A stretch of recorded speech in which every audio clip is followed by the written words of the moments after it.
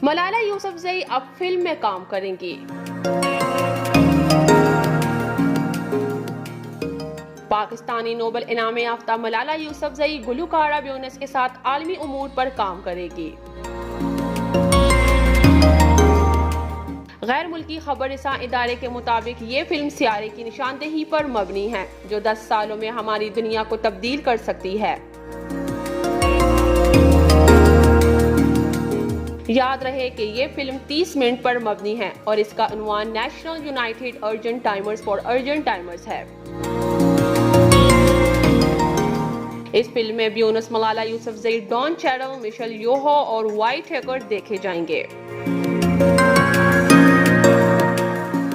इस फिल्म में काबिल गौर बात यह है कि अक़वाम मुत्तहिदा की सेक्रेटरी जनरल एंटोनियो गैटरेस और डिप्टी सेक्रेटरी जनरल आमना मोहम्मद भी दिखाई देंगी।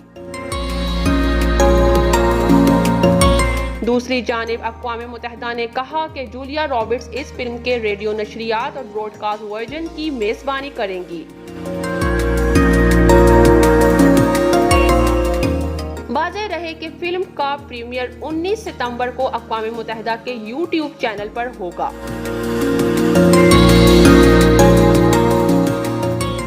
नौशीन, sportstory.news।